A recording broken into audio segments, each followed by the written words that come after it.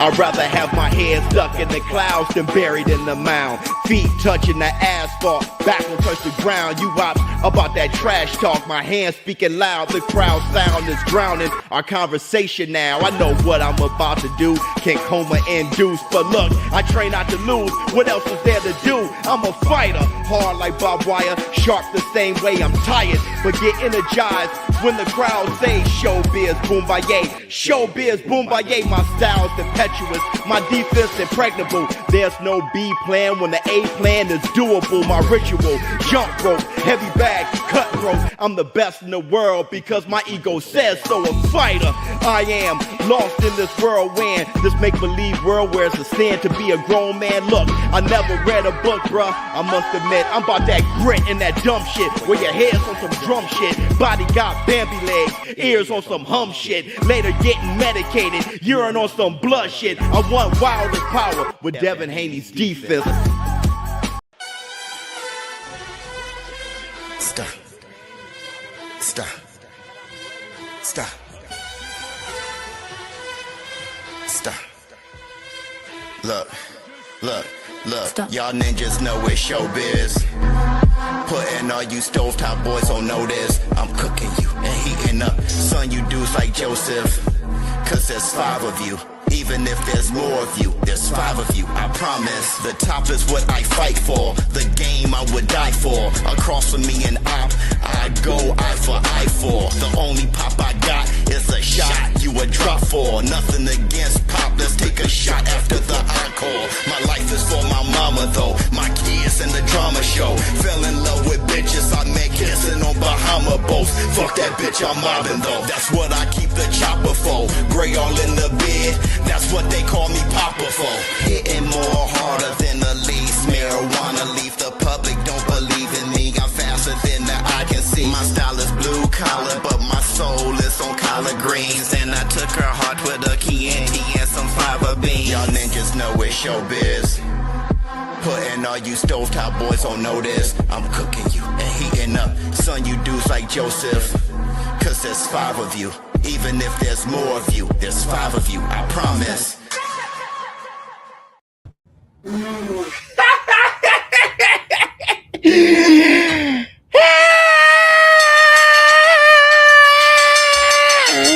Up off it? Yeah, yes, up off.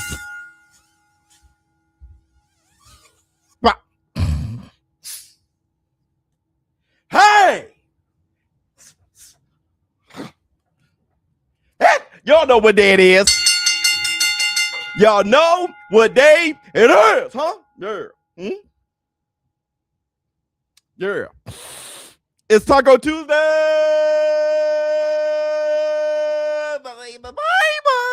What's up, my people?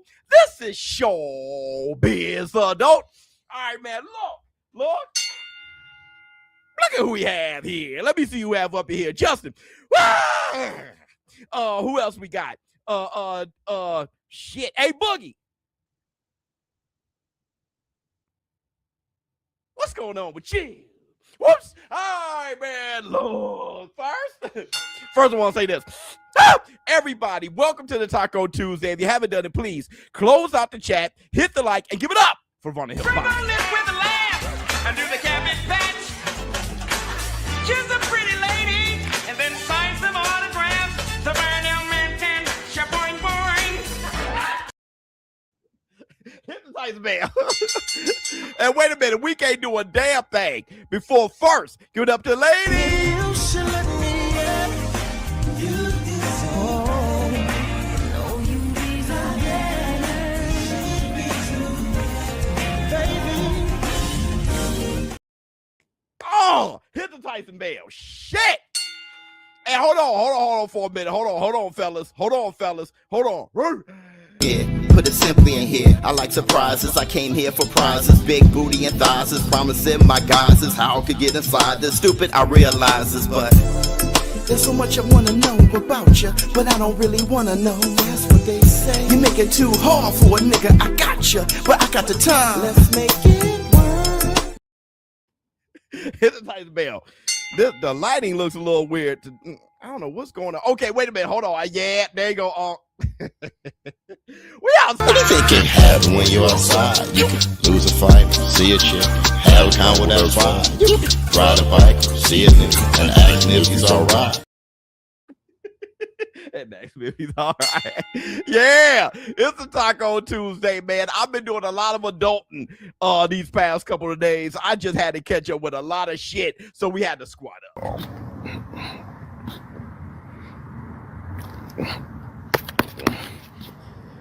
Squat up. Let's go.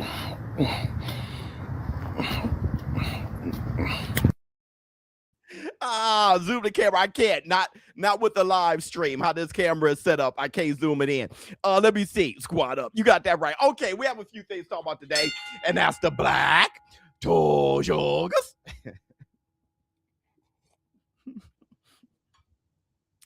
Yeah, he's hurting. That's what we call him, Hall's Jolly Rancher. All right, everybody, we got a few things to talk about today. That Venezuela flake. What the hell? What's going on? What's been going on? But we're gonna talk about a few things. The two main topics: Rolly Romero. All right, Rolly Romero versus everybody, exposing the game.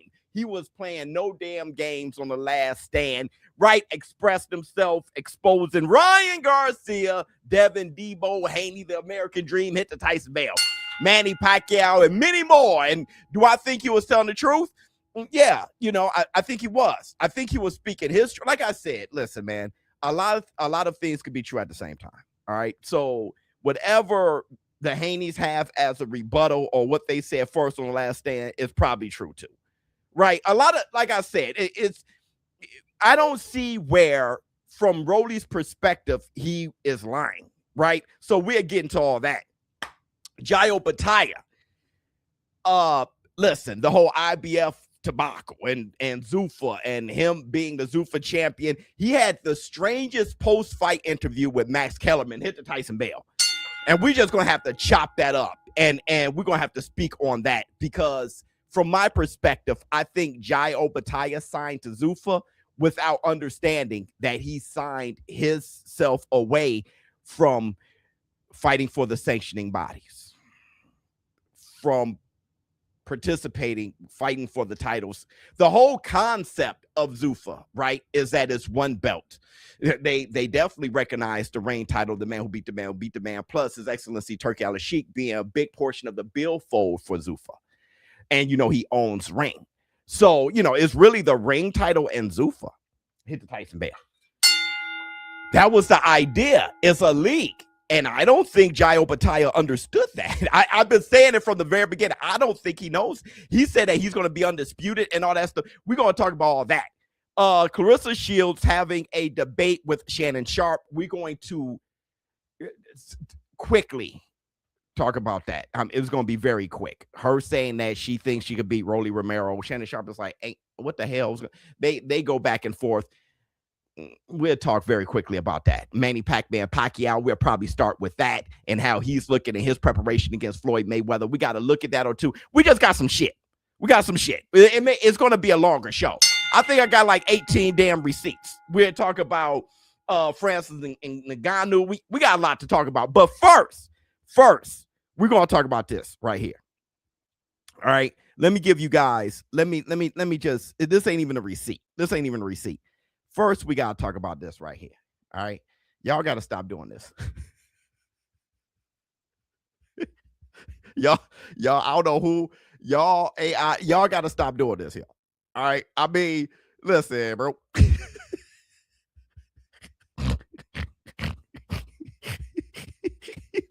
I'm seeing stuff like this go viral all over the internet. No, that ain't Oprah. That's Whoopi. Stop bullshitting.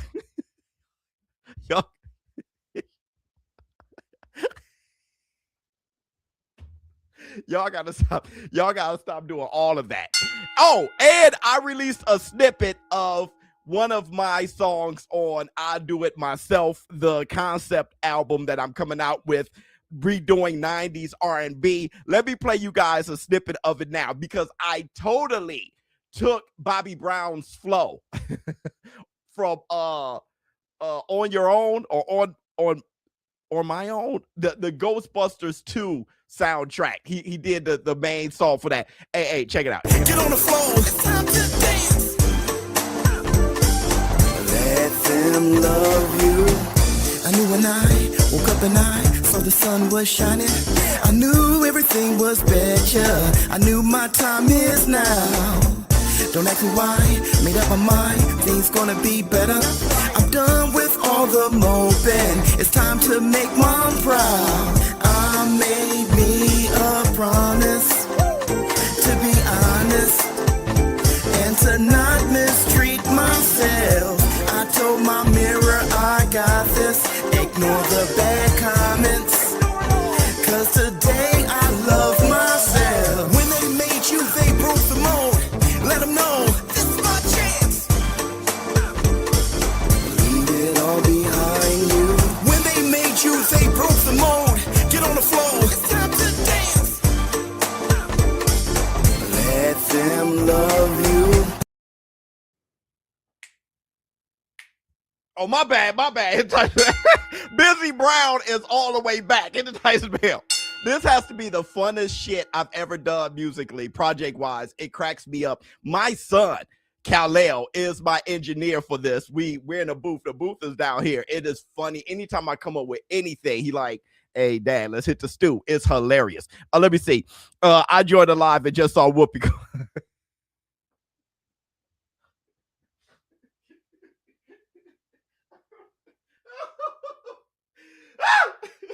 All right, man, let's go. Okay, let's go. Camera looking fire. Thank you so much. Okay, let's go. Let's work. Stick with singing out your thing. But great try, bro. Yeah, I'm not trying to sing your panties off, bro. Like, it's just a fun thing. Enjoy yourself. I'm having a good time. Okay, I know I can't sing. Who the hell thought I could sing? All right, everybody. Let's start with the receipts. All right. Let's start with the receipts. Hold on. Here we go.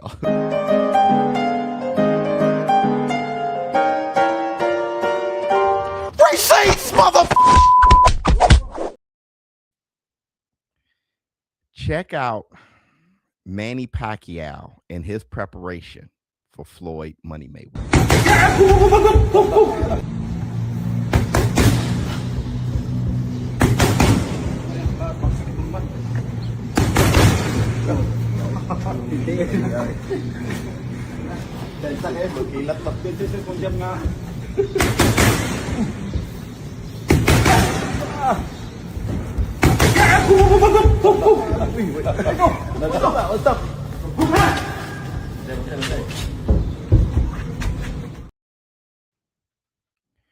Hey, man, I know you guys don't like takes where I don't stroke your favorite fighter or whatever.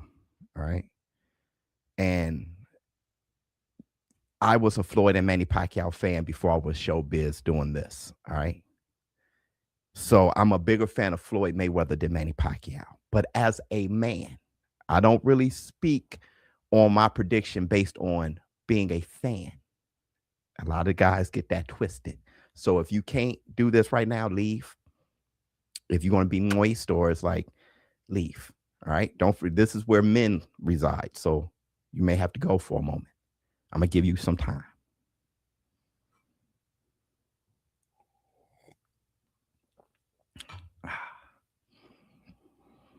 Manny Pacquiao may whoop Floyd's ass. Hey, dog. He's been fighting at too high of a level. Right? Floyd's been bull jobbed as he should. He's retired. I really fear this fight. I fear this fight a lot, which is why I'm going to watch it. I fear it because 50-0 just sounds, perfect. 51-0, though that's perfect, it doesn't sound perfect. 50-1. No matter if you say he was really 50-0. No, he's really 50-1. But this was old, but professionally, he's actually 50-1. Nobody really would believe. You get what I'm saying? No matter what, this fight just doesn't look right. If Floyd wins 51-0, just doesn't have that shit. You know what I'm saying? 50-0. 50-0. So I don't want to shine, a shadow on the fight. I don't. I'm just speaking like, you get what I'm saying? It doesn't feel right.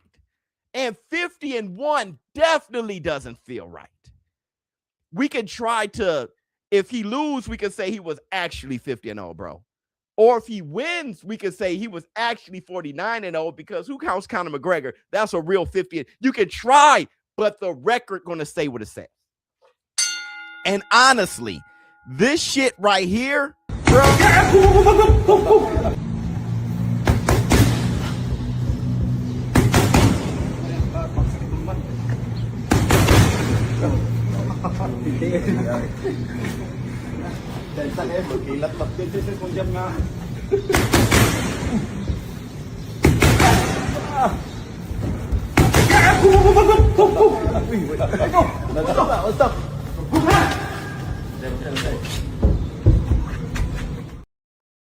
Cause here's my thing.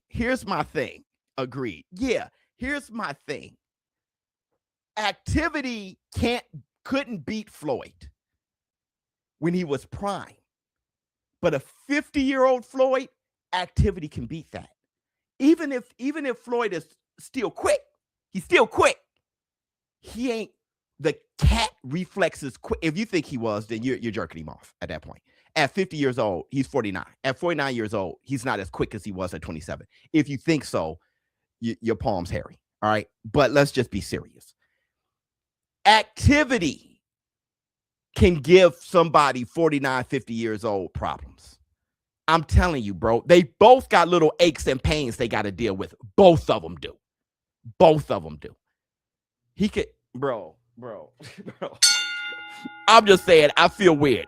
About it. That's all I'm saying. Okay, let's move forward, because I think speaking on Pacquiao is a good segue to what Rolly Romero had to say here on The Last Stand. All right, let's open up Pandora's box. I got about 4 of these clips from Rolly Romero. Here's the first one. Manny Pacquiao, 4 months. He's wasted. How many times did he call me out? Yes, I was going to say, and wasted my time as well. Ryan wasted my time. Pacquiao wasted my time. Conor Ben wasted my time. There's another unnamed fighter that I'm not going to say who, but wasted my time as well. Like I said, stop promoting these false fighters. I have no reason to lie. He has no reason to lie. That's probably true. Stop promoting these false fighters. So we should only talk about you, Rolly? Just let's only talk about Rolly. No, we're going to talk about boxing, bro. You can't tell people this. Hey, stop loving the sport. Like, no, that's that's not, I'm sorry, that's not going to happen. But all of them wasting his time, I get why he would feel that way, and we're gonna break it down. Hold on, let me see. Floyd won't take a fight he can't win at this point. He don't know the future. Floyd doesn't know the future. All right. Floyd was getting punched in the head by Logan Paul. He had end up with a black eye against Deji. It just seems I just saw Manny Pacquiao have a draw with Mario Barrios at welterweight. And if you say, oh, he ain't the who has Floyd been fighting? And I know Floyd is your hero. But if you don't have any question about Floyd at 49, 50 years old without having a real fight in a while, if you have no question, then you got to look yourself in the mirror. There should be a question. I don't want to show doubt in a war room because that would expose me being insecure about my Floyd. Like, stop. There should be a damn question. I know how Floyd is. You know how Floyd is, or you know how he was? Well, how he was is all he always is. Like, come on. There's a doubt. Damn. It has nothing to do with it. It's okay to say, yeah, man, this is weird. It's okay. Even if you love Floyd so much you dream about him at night. It's okay to say this is weird. that we all gonna be shitting bricks watching the fight like Floyd. No.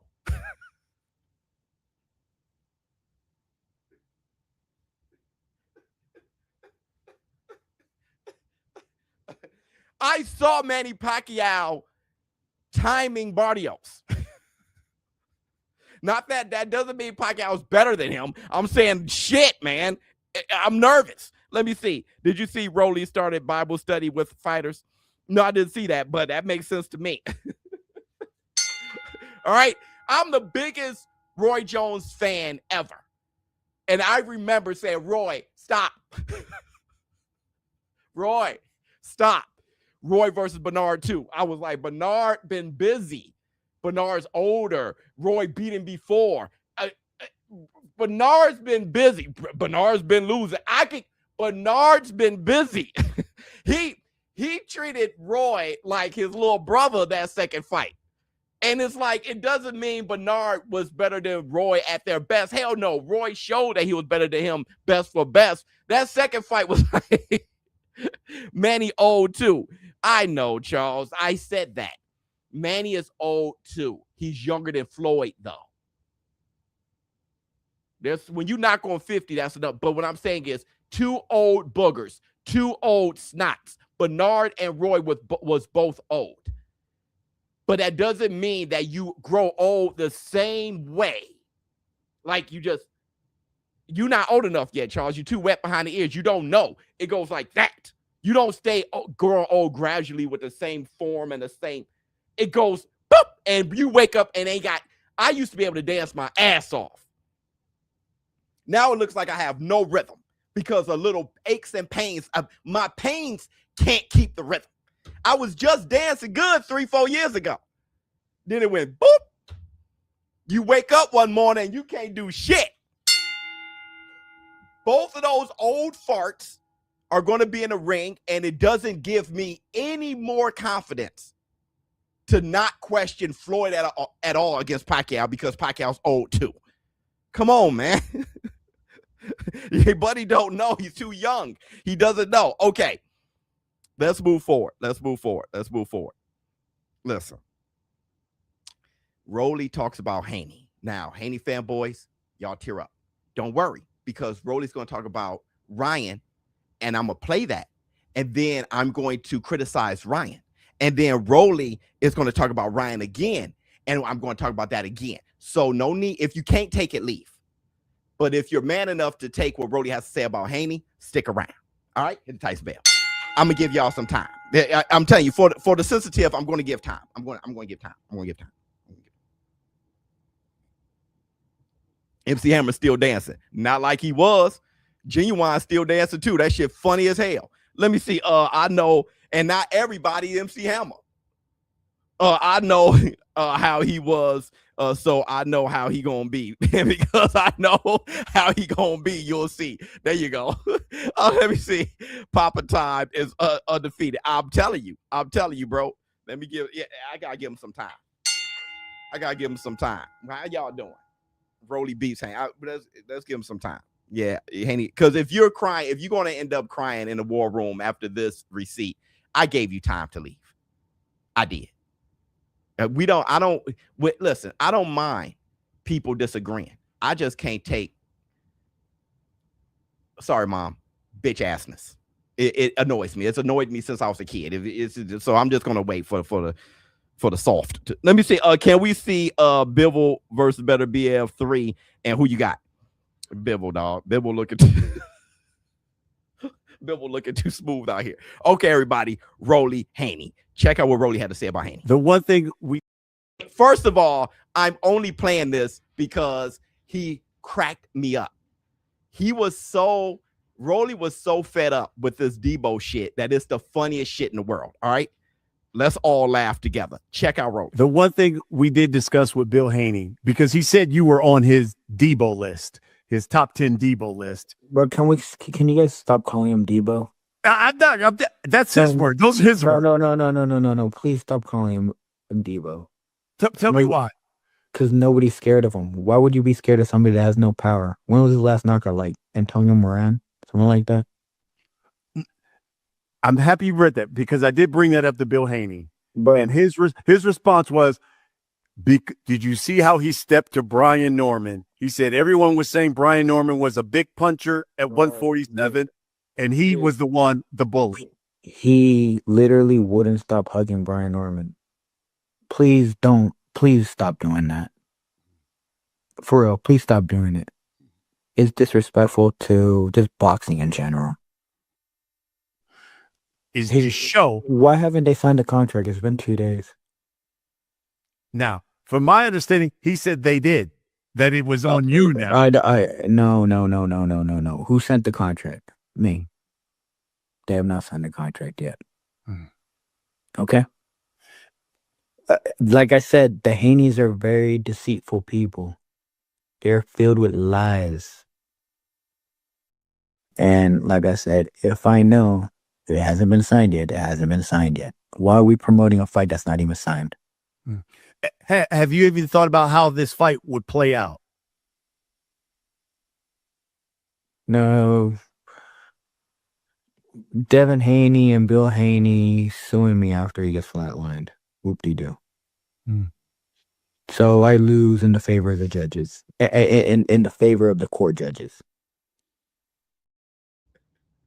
Hey, that brother, he's had it up to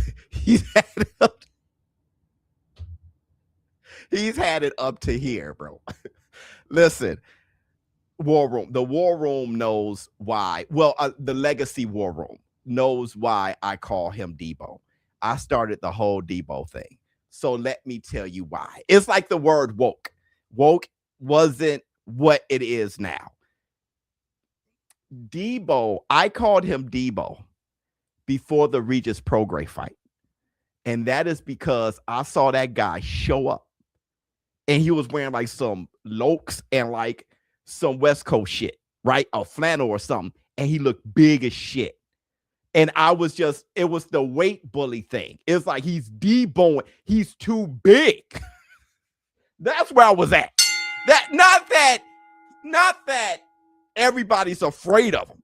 He was just Deebo Dev. He was just big, right? And that pause. And now that he's moved up to welterweight, you see more people like, let's go, Keyshawn, Rolly, let's go, let's fight, Ryan, let's fight. And it's like, okay. But he's a big kid, bro. It is what it is. That's the reason why I called him Deebo. Hold on, let me see. At some point during this build for Rolly and Haney, we should watch their sparring. There's a lot of footage out there to break down. Yeah, we do. I mean, you got people try to hate on grabbing sparring, especially when it's not great for their guy. But if you're a Haney fan, now you're probably like, let's watch the sparring, which I'm gonna do anyway, because any data I can get, I look at. I do. Hit the Tyson bell. All right. But Rolly saying they didn't sign. Well, I talk about a fight that isn't signed yet and stuff like that. Rolly, I've told you guys this a lot. Rolly has a high IQ. And I'm going to tell you, because I can relate to Rolly. I am far meaner than I act. And when you are very smart, you tend to not take things seriously a lot. So you end up goofing around until somebody tries to challenge how smart you are. And then you fire off. And it's almost like, man, Biz, you overdid it.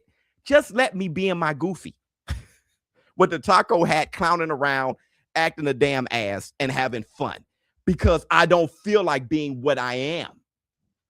That's Rolly. That's why I said there's two Rollies. AJ is the same way. Let AJ, because if he's trying to, he hates how he is, how he can be, right? Let me board job. Let me have a good time. That's Rolly. If you as a weakness and you keep taking him as a joke, then he's going to be like, because really, if y'all want to be serious, what is there to talk about? Put the fight on. But y'all don't want that interview because it's not funny. So pick one. But really, Put the fight on. Because what the hell are we talking? This is blowing my mind. I get where Rolly's coming from. Y'all, what you want me to talk shit about Devin right now? Put the fight on. Let me see. Tank resume, aging like fine wine. Keyshawn and Shakur call out Roach and Pitbull before. Rolly in talks with Devin, and people call out Garcia. Nobody calls out Norman, Regis, or Ramirez, and Loma don't even fight. Tank, so yeah, Tank is amazing. Tank, he's our man. If he can't do it, no one can. Let me see. At some point during the build for Rolly, okay, yeah.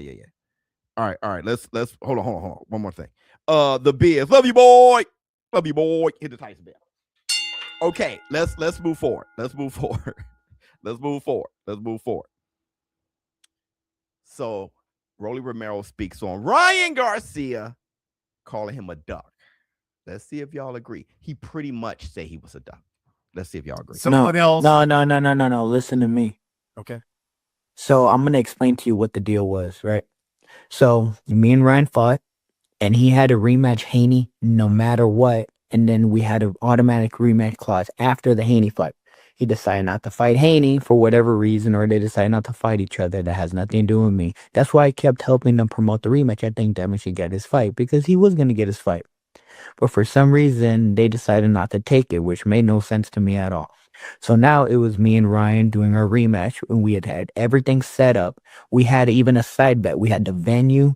We had everything set up. All the splits, all the purses, and everything. We even had a side bet for 5% of a pay-per-view split to the winner, and he decided not to do it the last moment.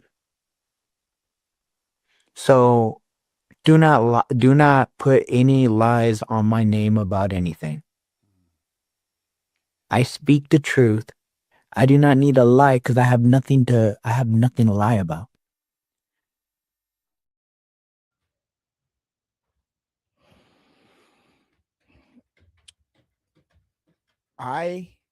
Rolly's telling the truth. I saw Oscar De La Hoya pour cold water on that fight, on that rematch. Y'all saw it too. There was an interview. I should have just grabbed it. There was an interview where Oscar De La Hoya said he don't want to fight. He don't want Ryan to fight Rolly. Hold on, let me see. Getting the text. Okay. But there was an interview where Oscar said he didn't want Oscar to fight Rolly, and he poured water on it. And then Ryan showed up to the war room, remember? And he said that he has a fight coming up against Mario Barrios. Hit the Tyson bell. That, to me, that was Oscar's preference. Now, if you see Oscar and Ryan's team as an extension of himself, then Ryan ducked.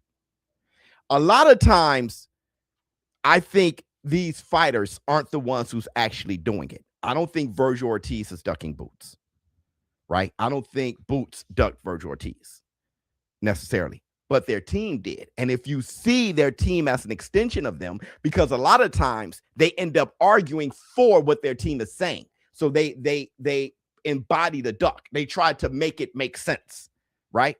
So if you see Oscar's team as Ryan's team as an extension of Ryan, I can understand y'all.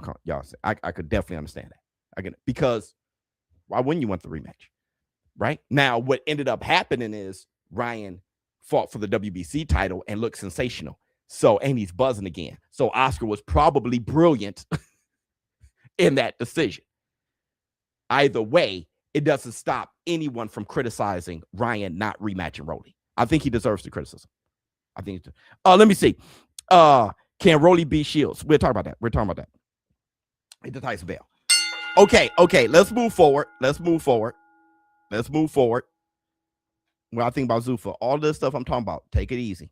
All right, let's move forward. Check out what Rolly had to say about Ryan versus Barrios. Check this out. What did you think about his performance against Barrios? And do you ever see Barrios is clearly way, and when I mean way, if I'm big for 47, can you imagine how big Barrios is? Barrios passed out. I heard Barrios passed out 3 times making the weight. He had to dip himself in a hot tub for the last pound 3 different times for 1 pound. Wow. It was the same Ryan Garcia that fought me. It's just Ryan Garcia. I got Ryan Garcia's number no matter what happens. But I can't say that because then he won't fight me and then I will never get that belt.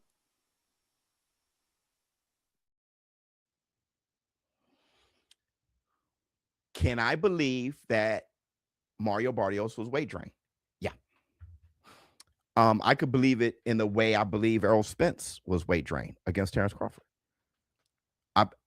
Obviously, he was humongous, right? Mario Barrios is humongous. And then Mario Barrios immediately said, I'm going to 154 right after. When that happens, you like Teofimo, I'm going to 147 right. When that happens, you know how you're feeling, okay?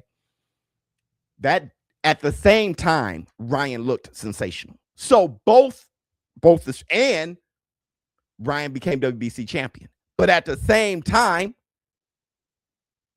Rolly saying that was the same Ryan who fought me. I can understand why Rolly says that, right? But to me, obviously it wasn't, right?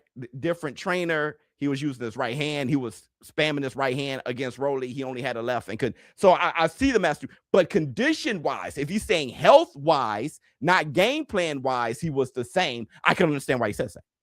If he says health, the right hand was being hurt as bull jive and he was just fine. If he feels that, I can get why he says that. I get why he says that.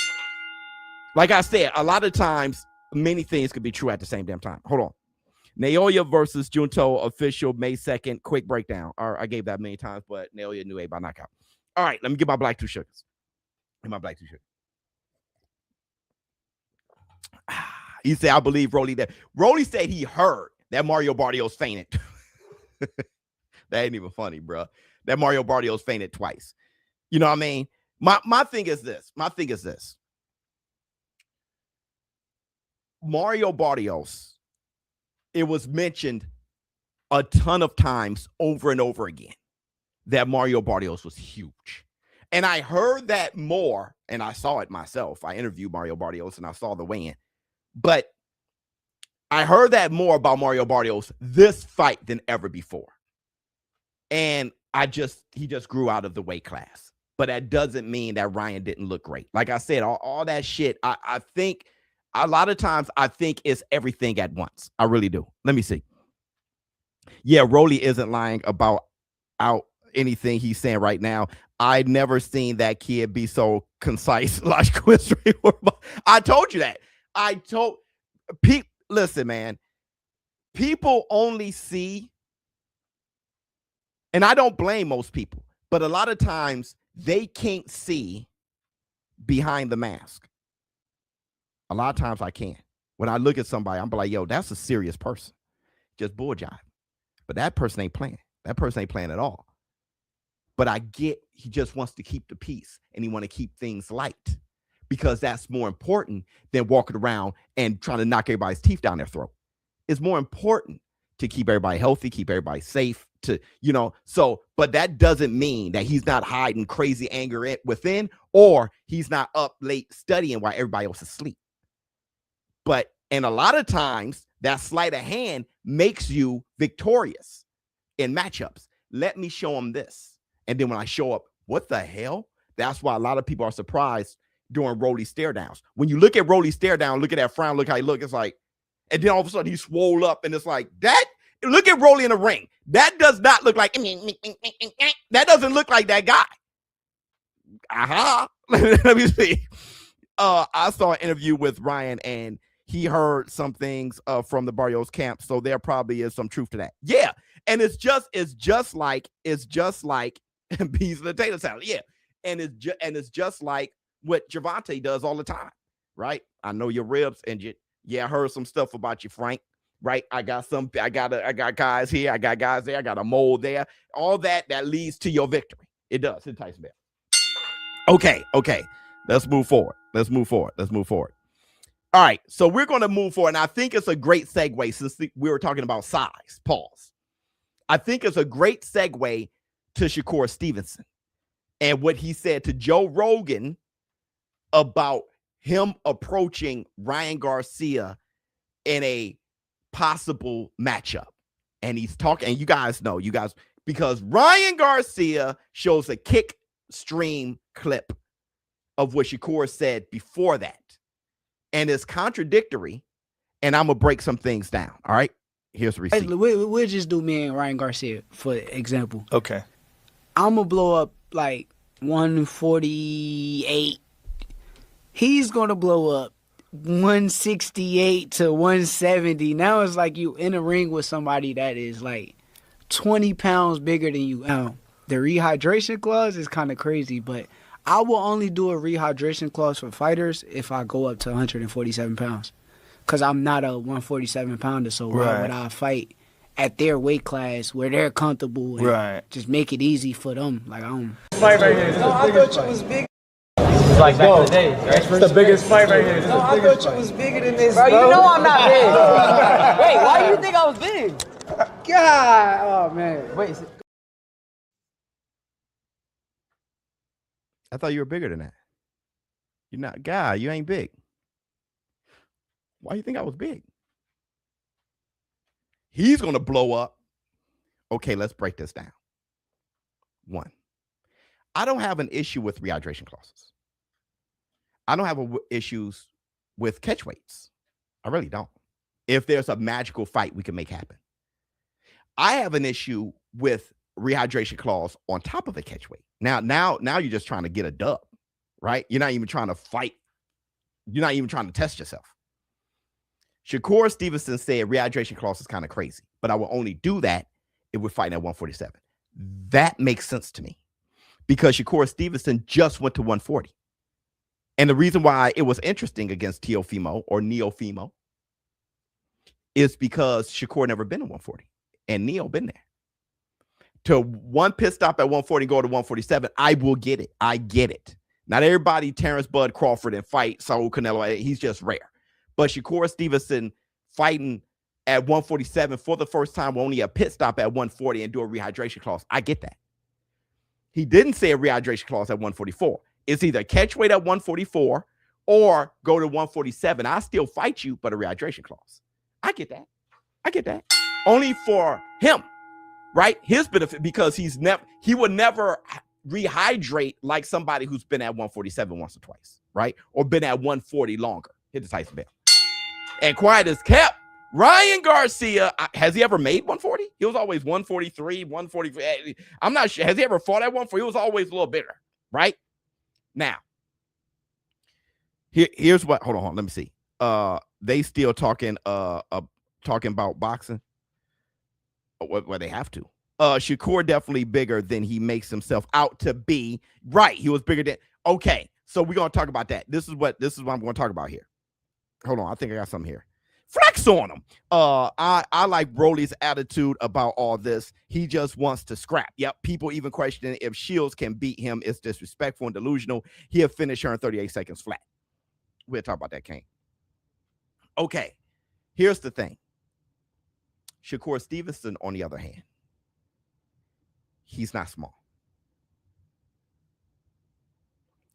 I was there the entire week.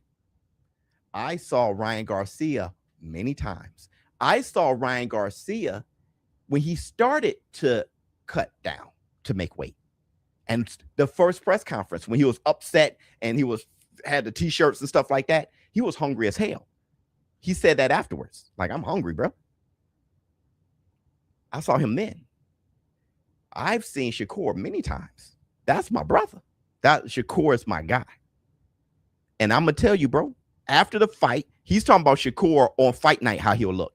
I saw Shakur. That right there, when he said, man, I thought you were bigger than that. That was right after the fight. I saw Ryan Garcia walking down the hallway.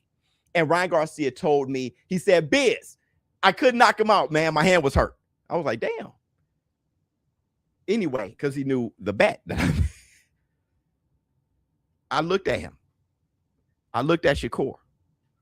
The size difference wasn't that great. It wasn't that great, bro. Nope. Shakur is bigger than people think. He ain't a huge human, right? I mean, obviously not. You know, he boxed at 135, 140. That's not a huge man.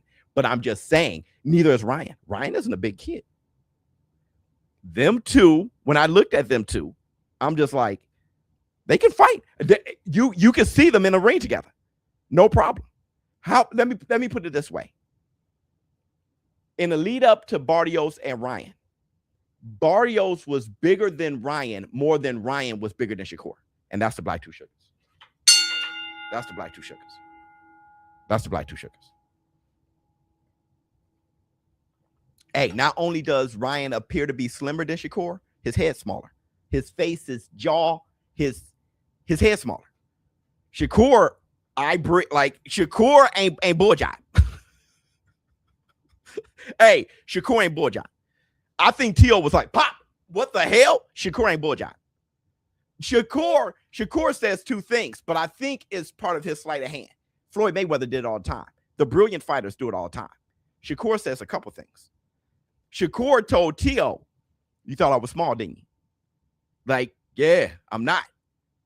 He told Ryan, I thought you were bigger than that, bro. But then he talks to Joe Rogan and say he's going to blow up. Shakur's doing a lot. But if you look at him, bruh, Ryan got a big head. No, Ryan got a small cheekbones. Facts, BS. I'm telling you. Let me see. No, they just hype everything up. So when they go cherry pick, it looked at as I think you're thinking too much. It's very basic. I think y'all go way too far. It's not that complex, right? It's how many leverages can I get that makes sense? He knows that the boxing fan is way too smart to. That's why I say rehydration is kind of crazy. I will only do it if it's at 147. It makes sense. That's the type of thing that makes sense, right? What Bud did against Canelo was ridiculous. That was crazy. That doesn't make sense, which is why he's on the Mount Rushmore, because he did some crazy shit. That's crazy. What makes sense is, 147, what Mikey Garcia did with Errol Spence. That makes sense. All right? I think y'all think way too far. Shakur always contradicts himself. Yeah, but most people do. You do too, bro. You just don't have a video camera in your face. I do too, right? You can say one thing and then forget what you said and then say some other shit. It happens all the time. Put a camera in your damn face, you're gonna be contradicting your ass off, right? All the time. Okay. Let's move forward. That's the Black Two Sugars. Let's do a quick look at this. And we're gonna have to expound on this a little bit. Let's do a quick look at this and we'll talk. I call this look at this gym. Look at this. Somebody come look at this. Look at this. Somebody come and look at this. Look at that. Look at that. Check this out.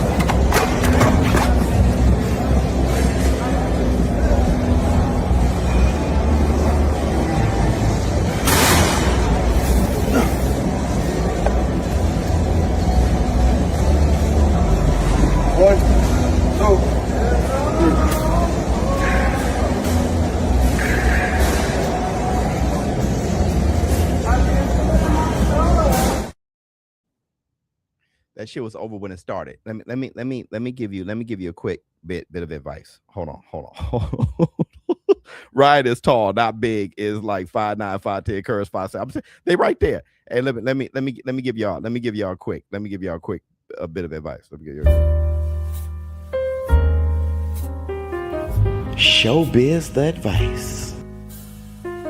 Showbiz the advice. I used to lift very heavy when I was young.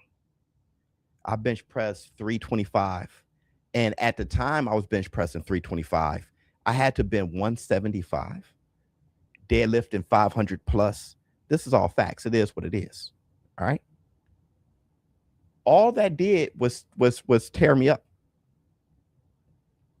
All that did was tear me up. You know, little shit. Elbow, joints. You know, I walk with my back straight like Danny Glover, knees bad. All I did was tear me up. Listen, because no one's impressed, right? No one's impressed. Listen, work out with moderate weight you can control and rep, not lightweight. We got too much testosterone. We're men.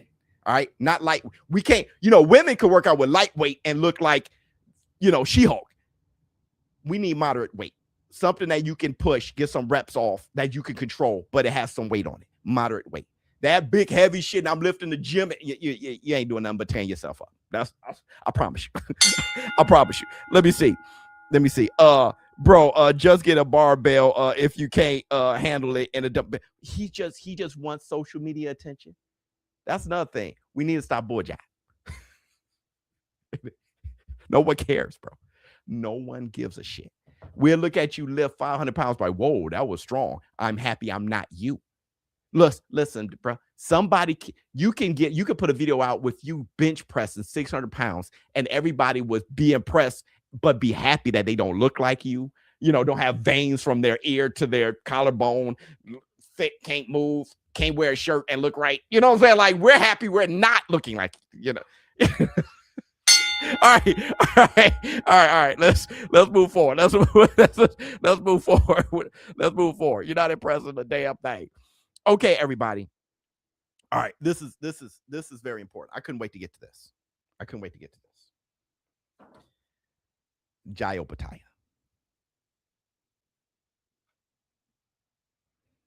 Hey, to me, is it sad? It's not sad.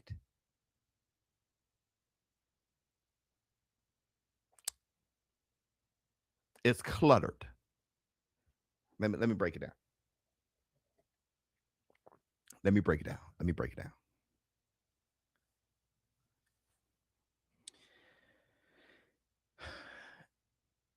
Zufa. Let's understand what the whole idea, the concept of Zufa, what sets Zufa apart and why people feel that this is what boxing needs. The void that Zufa is filling is with this concept. 1 belt, 1 champion, 8 weight divisions. The number 1 guy fights the number 2 guy, the number 2 guy and the number 3. You get what I'm saying? There's not a bunch of confusion. You know who the best is. That's the concept, which is why before the Jai Opetaia fight, that is what they were talking about, that Jai Opetaia getting stripped of the IBF title. And why Max Kellerman was sitting there and they were all saying IBF, NWA, goddamn, it doesn't matter. DOG, it doesn't matter. The alphabet titles got it confused. Whoever holds the ring title, the lineal title, is the champion. And that's who Zufa represents. That's the whole concept. All right? Okay. But Jai Opetaia, in my opinion, signed the Zufa without having that understanding. I'm not saying that they didn't tell him that. I don't think he understood. It's like when I break down the Ryan Garcia PED situation. I can lay out all the facts right there, the paperwork from the people who are claiming the claims. This is it. And then I would say what's there and explain what's there by using what's there. And people will say, why are you coming up with all these conspiracies? And because their brain can't wrap their head around that what they heard isn't the truth. And what I'm showing you is coming from the source. Jai Opetaia, they probably told him a million times he couldn't wrap his head around it. And now he's confused. Check out this post-fight interview.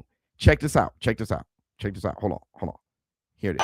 Jai, you're the recognized Ring Magazine Cruiserweight champ. You are now the Zufa, the first ever Zufa champion, Cruiserweight champion of the world.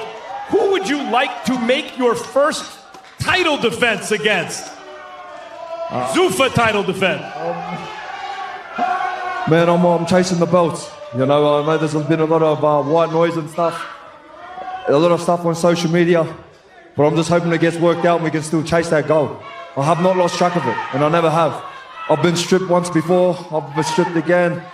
I'll get the belt back and I'll become undisputed.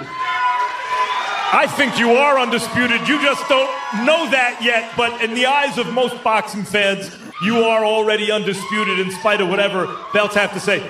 Zurdo Ramirez is fighting David Benavidez, and that would seem to be the next big fight in this division. Is that what you're interested in? Definitely. The WBC, WBO, WA, whatever. I've been chasing these unification fights for such a long time. I've made it very, very clear. And now I'm holding the most belts. So I got 3 belts, he's got 2, and the other one's got 1. So let's get it on. Jai, finally, I know you have said in the past you don't like to clout chase and bring up some people's names. However, the cruiserweight division, the history of it is its greatest champions go up to heavyweight, Evander Holyfield, Alexander Usyk, and you are fighting to become the 3rd name mentioned with those 2. You're already in the running for that. When could we expect you to move up to heavyweight? Undisputed first. Don't lose track of what I'm trying to say. Undisputed, and then we talk about the other ones. Congratulations, Jai. That was fun to watch. Look forward to seeing you again real soon.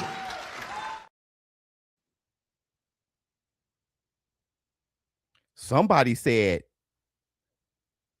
no, Jai gets it. That's exactly what I'm talking about. You can show them the clip and they just be in their heads.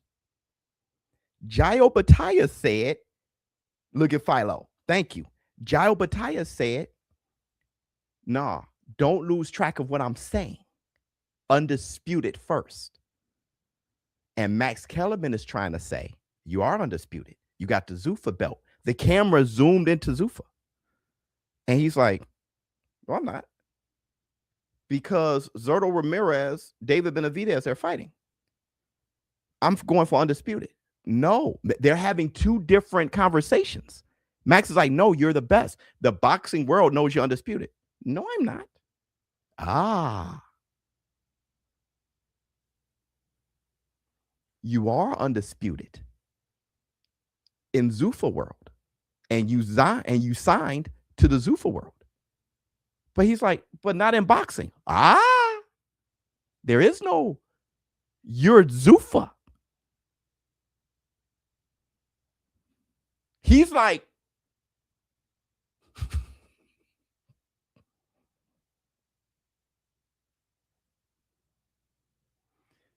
bruh, Zufa is a boxing league. I tried to tell people over and over and over again. I had people arguing with me.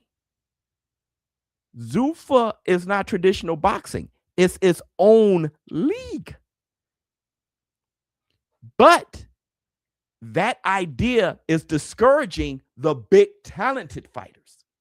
So now you have Dana White being like, well, you know, I know these guys, they want to fight for the title. They can still do that with Zufa. Now, but if you allow fighters, if you allow Jai to fight for undisputed too, then now you're not Zufa. Not the concept of Zufa. Now you're just another promotion company holding a belt. You're not a boxing league with a Zufa world in their boxing world. You gotta be what you said you were. That's what you promised. The problem is Jai didn't know. Check out what Jai is in tears over here. Check this out. With all the drama that was in the build-up to it, was there any part along the way where you're like, have we screwed up? Like, have we made the wrong decision with our career path right now? Did you second guess it at all? Not at all. Never thought for once that I make the wrong decision or anything like that.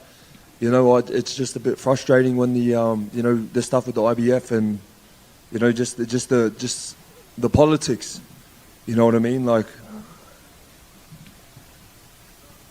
you know, I broke my jaw for this belt. You know, I fucking couldn't eat for 4 months.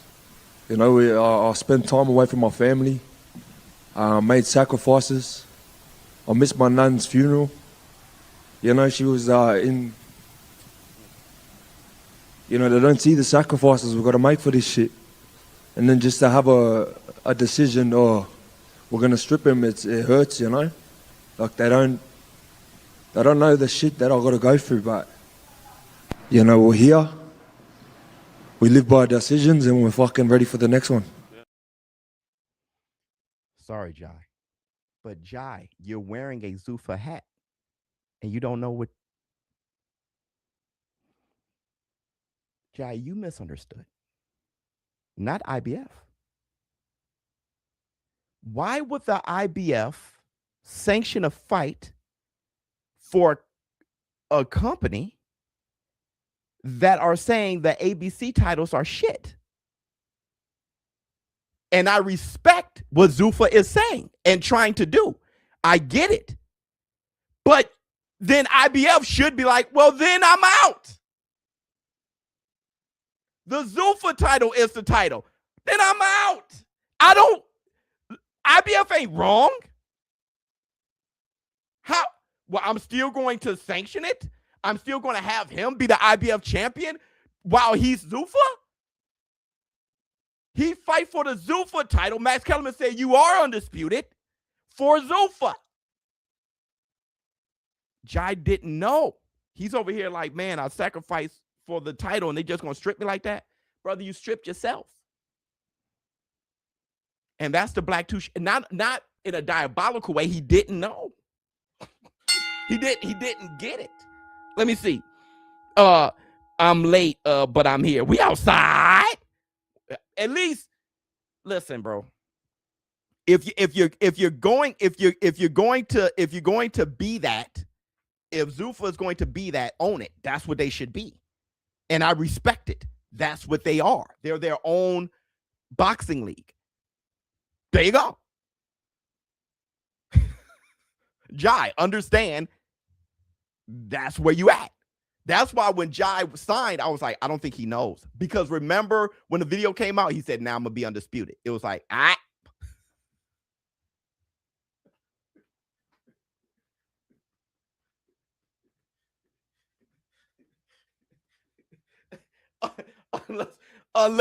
unless I'm wrong.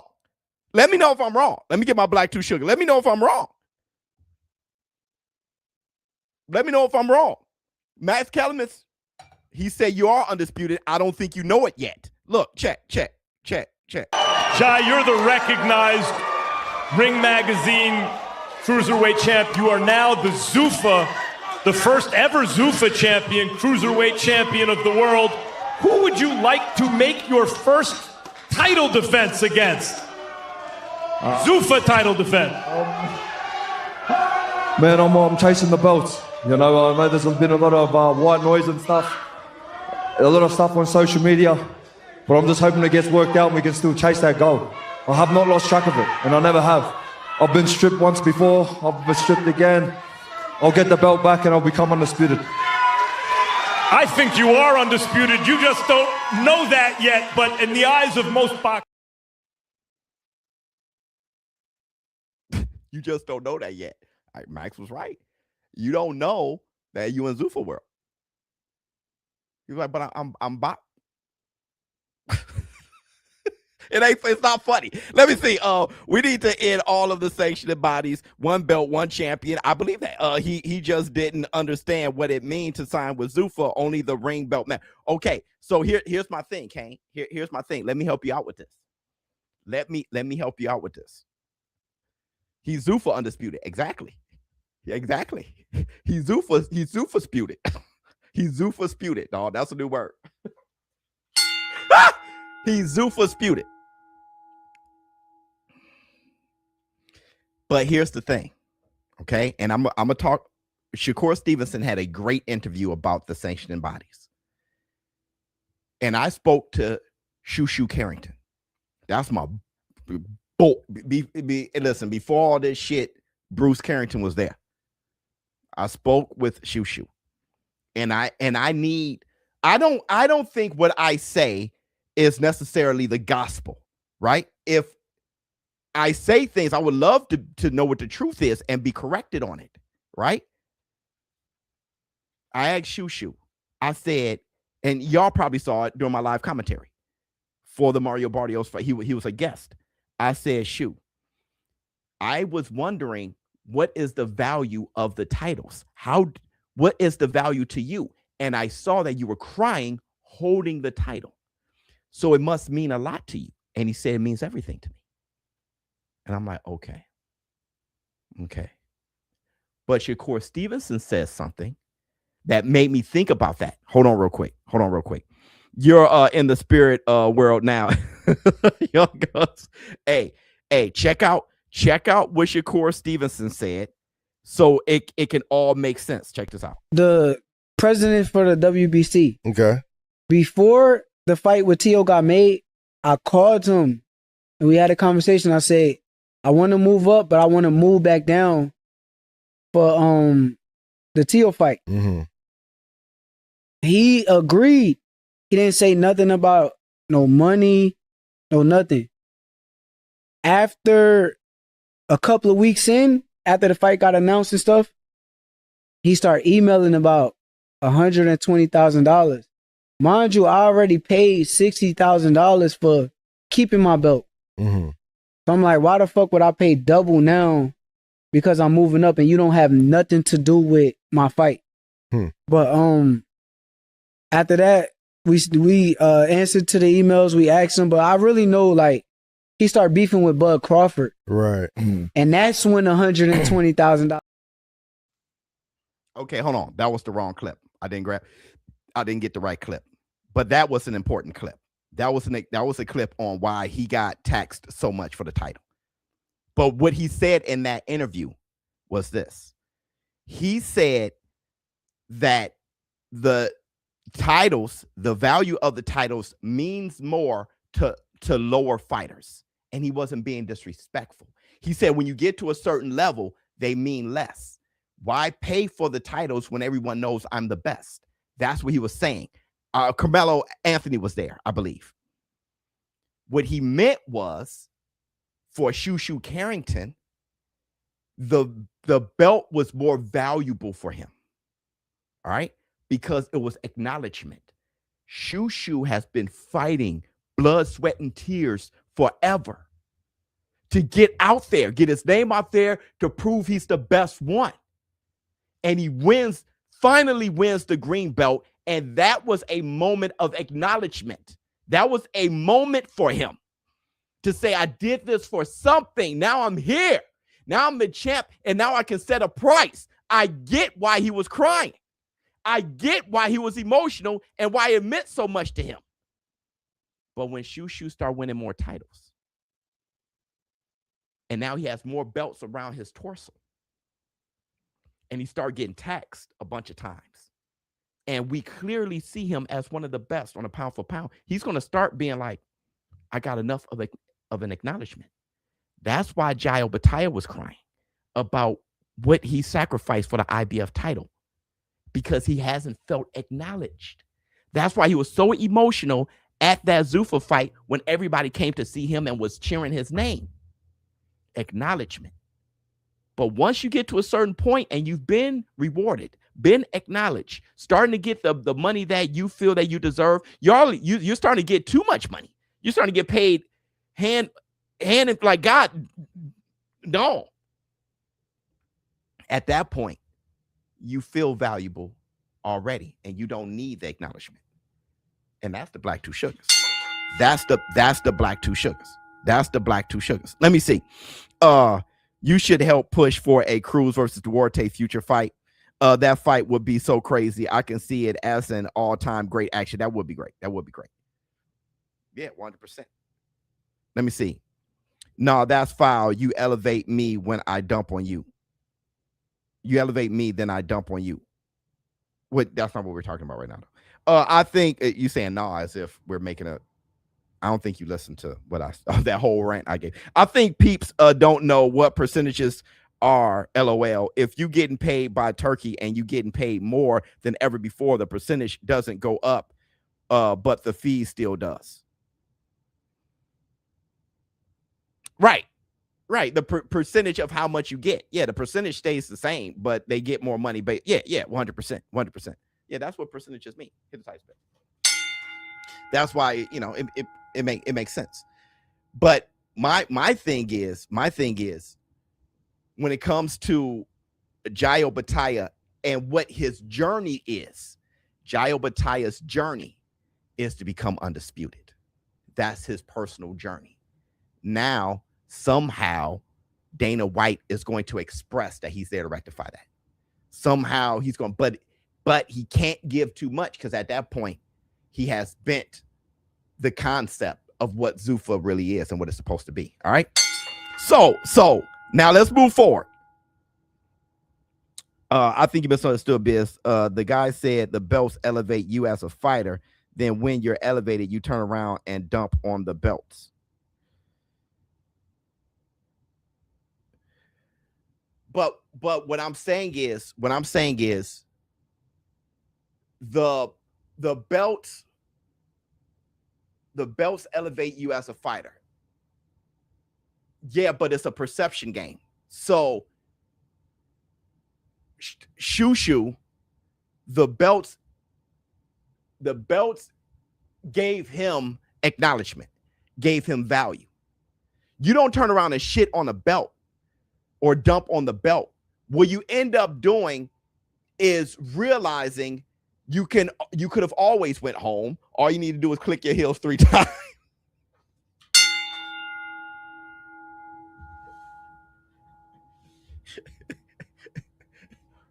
Right. Okay. Hold on. Let me help you out or what I mean. But thanks for giving a further explanation for his comment. Showbiz the advice. Showbiz the fucking advice.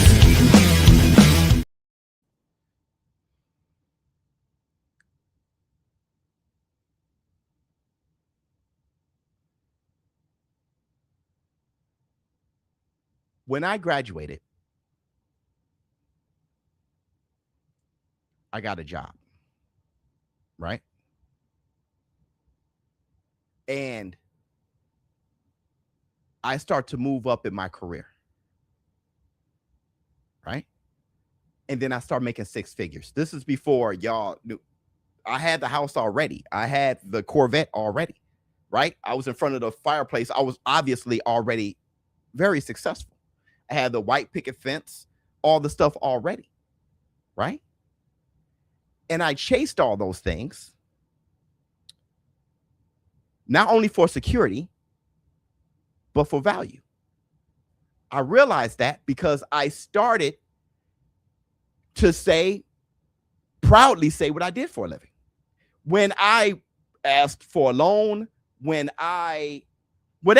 you mark the highest level of education, I love that my bubble was at the top. Graduate degree. What do you do? Senior manager of blah, blah, blah, blah, blah. I want to tell you what I did. Right? Until I realized when I donated my kidney to my brother, and it was touch and go for my brother.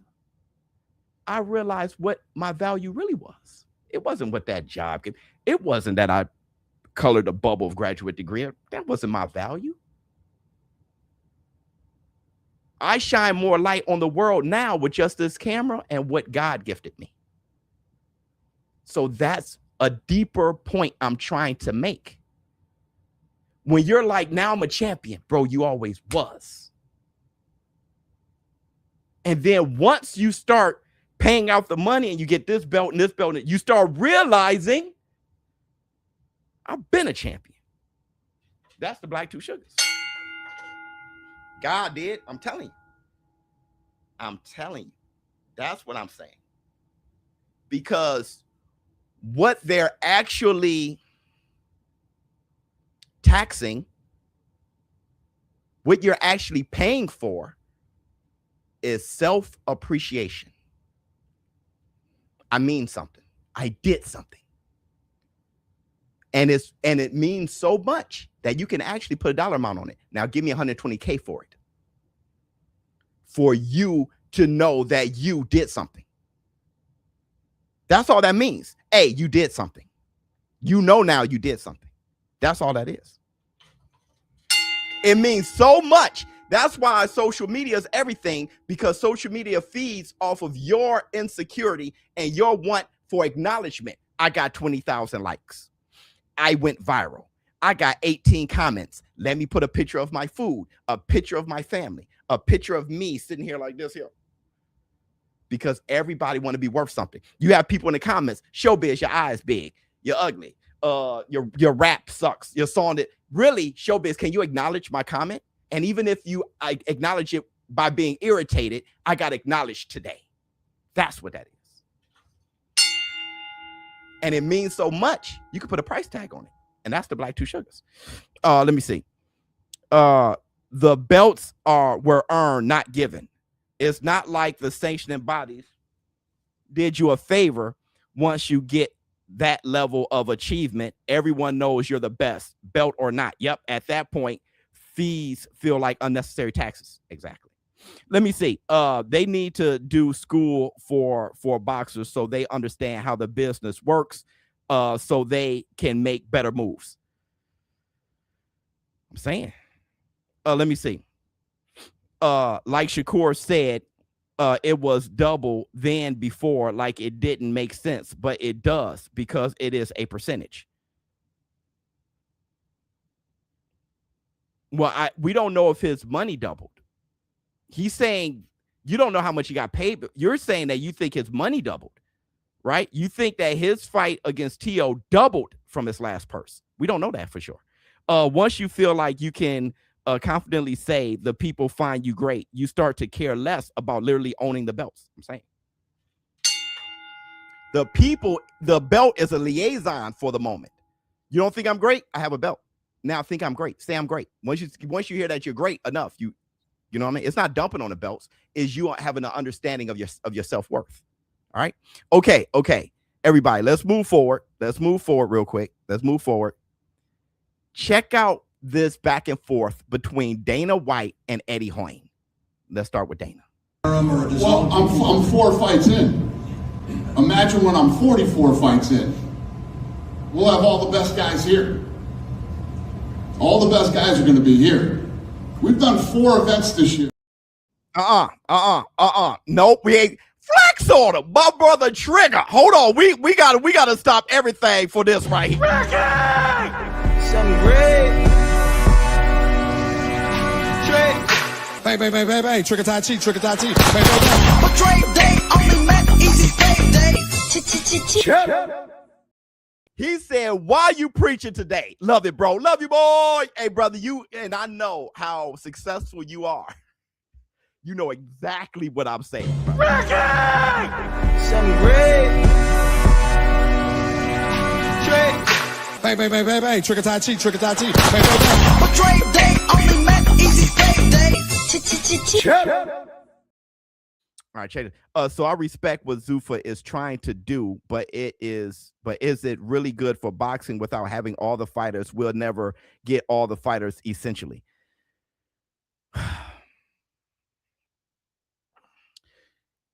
Is it great for boxing if they can pull it off? It's brother, that is going to be rough. They had to get past the Muhammad Ali Act, and they did. So now structurally, they got it all together. Now they got to go up against, which we're going to talk about Dana White and what he said when he went at all the promoters. He has to go up against Eddy Hoyne. He got to go against Frank. He got to go up against Top Rank.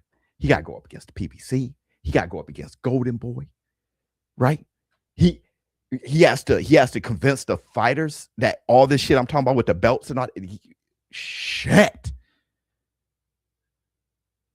It's going Hercules level strength. This is going to take. But okay, let's check out what Dana White had to say. All right, he's going to go off, and then Eddy Hoyne has a rebuttal. Well, I'm 4 fights in. Imagine when I'm 44 fights in. We'll have all the best guys here. All the best guys are going to be here. We've done 4 events this year. Bob Arum's done 1. De La Hoya's done 1. PBC's done none. We've done 4. I just told you I might do 44 fights this year. We'll see how this all plays out. But we're definitely going to end up doing more than we had planned to do. I think the moral of this story here today is I don't see many of these guys are so bad at what they do. I don't know how they stick around.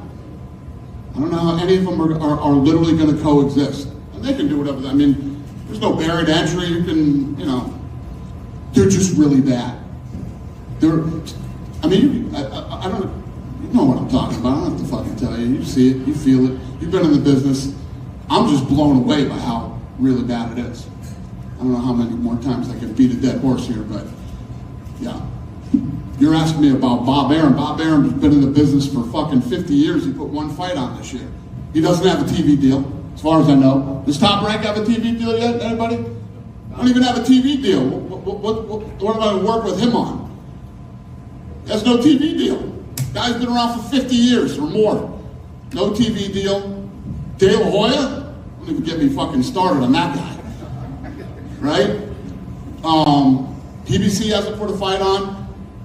I haven't seen or heard anything from Al Heyman. I heard he's sick. I don't know what's going on with Al. And then, you know, Eddie Hearn is a manager now. My rival, Eddie Hearn. Holy shit. Who else? I mean, who? I'm 4 fights in. These guys are fucking terrible. Have a good night. He had a little ether right there. Hold on. Roman Reigns. Okay, check out Eddie Hearn's response to that. Boxing's not for him, right? He's the worst business in the world. And I didn't expect him to implode this early. I mean, he's called me a pussy 5 or 6 times. He's called me out for a fight, right? And then he says that I'm not competition. I'll be honest with you. I agree with him. Because in boxing right now, as I've said before, he cannot lace my boots. He's sitting there and spinning a narrative like he's created these unbelievable blockbuster shows in stadiums. He ain't out the garage yet. Literally 4 shows in and absolute bang average content.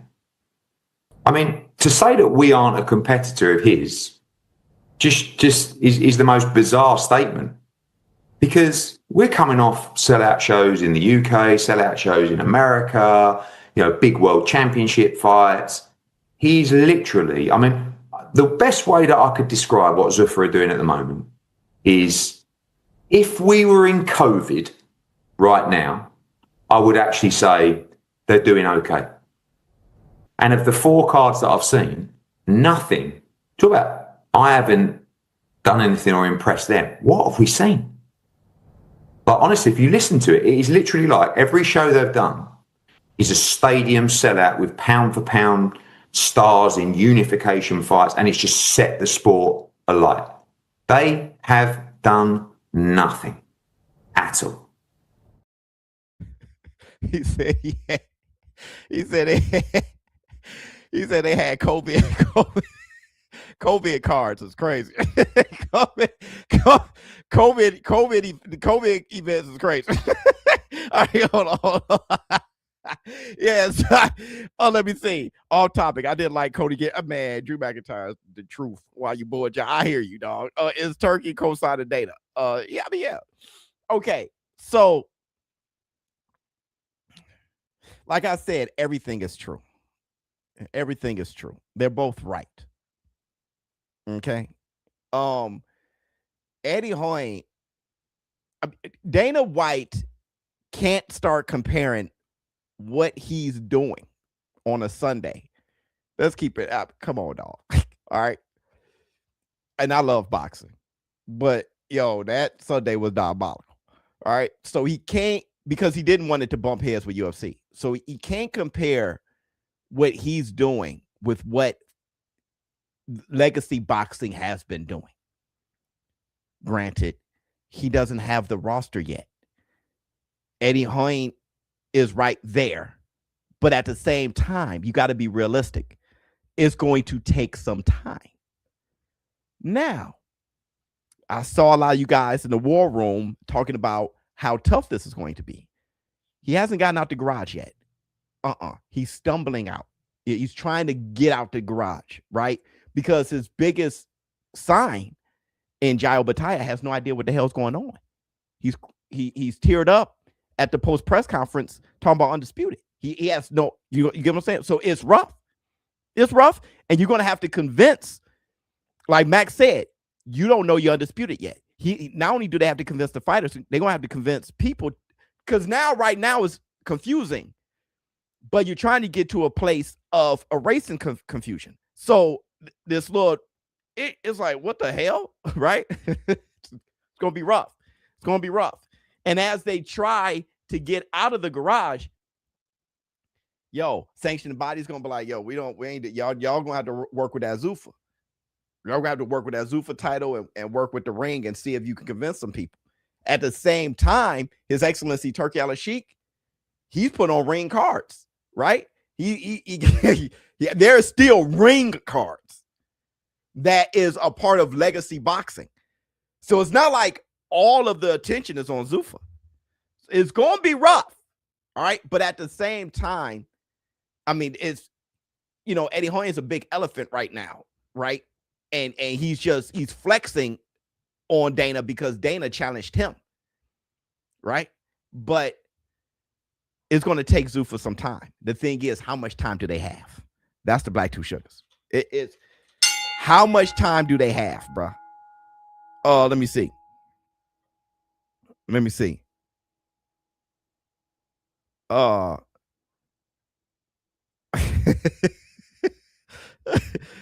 Needs to acquire. That ain't happening.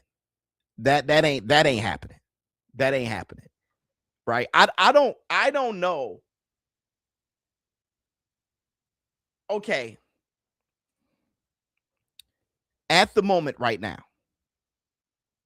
Zufa and Misfits are going at it. And tell me I'm bullshit. That's the Black Two Sugars. MVP is part of legacy boxing. Misfits is its own league, right? You don't get a Misfits title and that works as a title that completes you being undisputed. It has nothing to do. You get what I'm saying? So Zufa is Zufa, like Misfits is Misfits. They going at it, right, dog? We saw Misfits on Saturday and Zufa on Sunday, and shit. Opetaia went viral for becoming champion, right? I saw that shit everywhere. But that damn knockout on Zufa with Jay Jones and Egypt Chris went viral as hell. And that's the Black. Back to back, we looked at the shit like they going at it, bro. And that's the Black Two Sugars, and it kind of means the same thing, right? Except for ring is the Bible of boxing, and it's associated with Zufa. So that gives Zufa far more credibility, especially with Dana White being a part of it. But I'm just saying, event for event, they going at it. They going at it. Let me see. I can't lie. The Opetaia situation is hilarious, bro.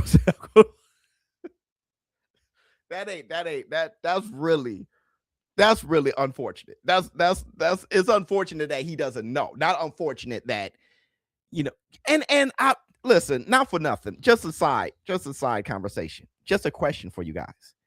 I often wondered, I said at the beginning, Zufa fighters going to have to fight other fighters because they can't just fight do-si-do.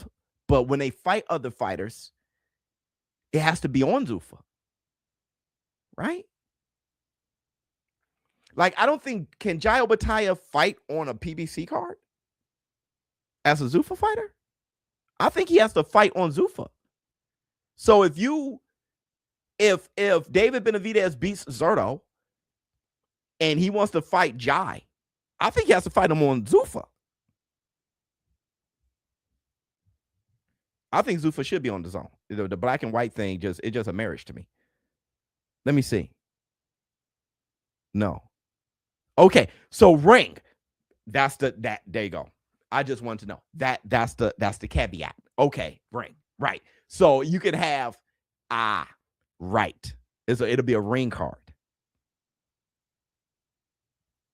It'll be a ring card. Okay. It could be a Zufa promoted event. Just the way they're part of the promotion for Conor Ben. Gotcha. Okay. All right. There. Very smart. Very smart. That's why, yeah. So you can lend Zufa fighters to ring events. Hence why he has the ring title with Zufa title. And Philo has said this 4 effing times. She's trying to get that exfoliated.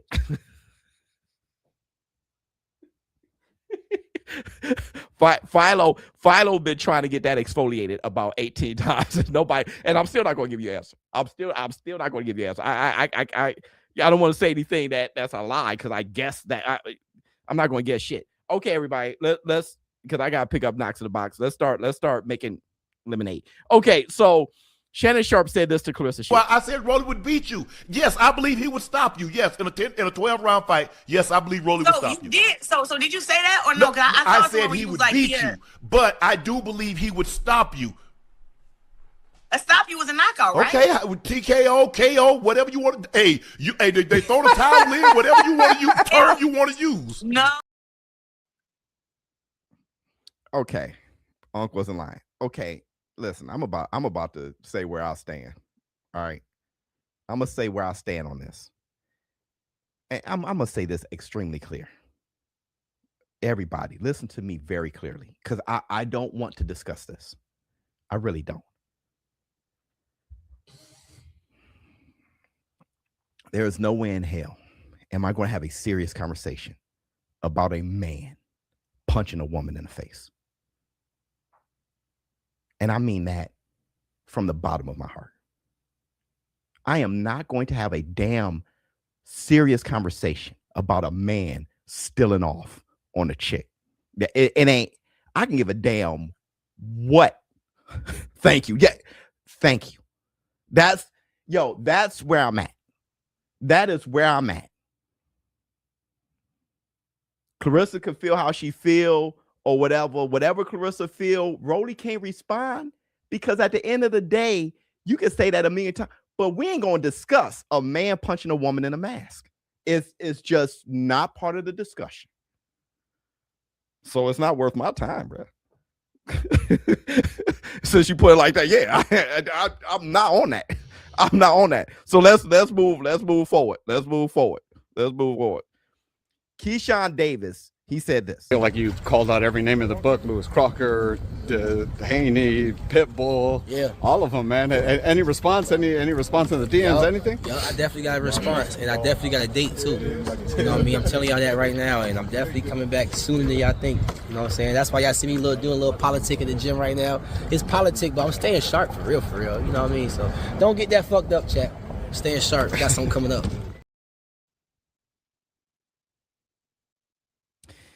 It's a person that called him out or he called out and all that, right? And it's not Deebo. I'm gonna tell you. I'm gonna tell you who I think. This right here is this right here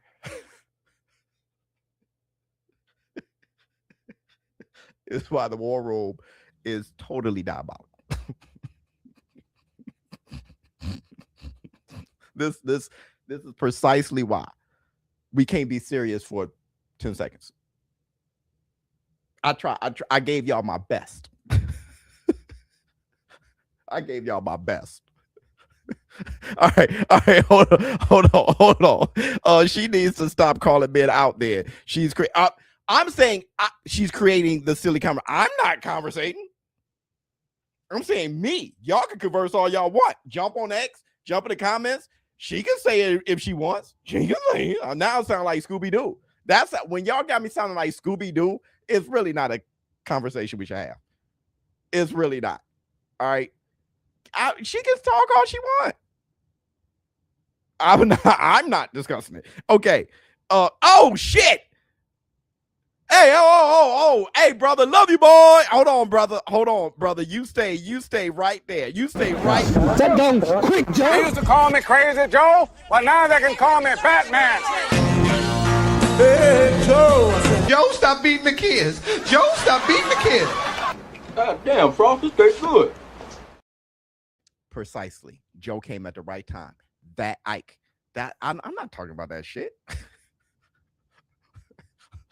Y'all try to have me talk about some Ike shit as a boxing analyst. Hey, Showbiz, talk about some Ike shit. I ain't got that kind of time. I ain't got none of that. I ain't got none of that. Joe, we love you, boy. Damn, Frost, this cake's good. Listen, Keyshawn, real quick. Oh, and speaking of which, Kalshi. I'm going back to Kalshi. Listen, I'm going to be buying the prediction of Manny Pacquiao beating Floyd.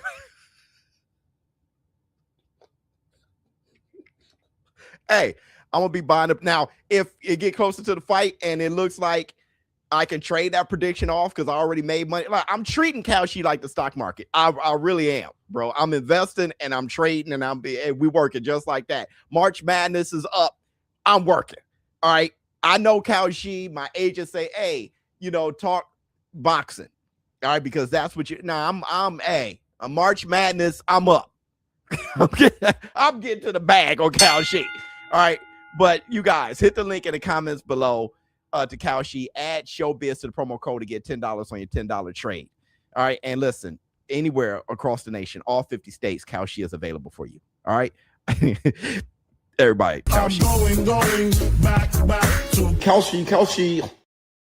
Let me see. Claressa, put the icon. It's time to go, bro. It's time. Real quick. Back to Keyshawn. Feel like you called out every name in the book. Lewis Crocker, Haney, Pitbull. Yeah. All of them, man. Any response? Any response in the DMs? Anything? Yeah, I definitely got a response, and I definitely got a date too. You know what I mean? I'm telling y'all that right now, and I'm definitely coming back sooner than y'all think. You know what I'm saying? That's why y'all see me doing a little politic in the gym right now. It's politic, but I'm staying sharp for real. You know what I mean? So don't get that fucked up, chat. I'm staying sharp. I got something coming up. He said he called them all out and he got a response. So it's one of the people he called out. I think it's Richardson Hitchens.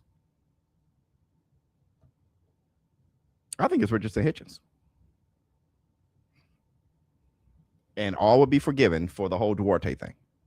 I think it's Richardson Hitchens, bro. Yep. Look at you. I really do. If it's not, fine. I mean, it was too much to try to figure out. But I don't think it's Rolly. I don't think it's Deebo. I don't think it's Ryan. If it's Ryan, I'll be like, what? Ryan ain't bull jive. But I think it's Hitchens. Great guess. Yeah, that what the Bible. Thank you. Okay. Somebody said something else. Stop it. Floyd might stop, man. Then predict by the prediction of Floyd stop. Why are you telling me to stop? Do you? Hey, Biz, stop it. Think like me. Brother, do you? I ain't stopping shit. I do me. Pause. Okay. Let's move forward. All right. AJ working out.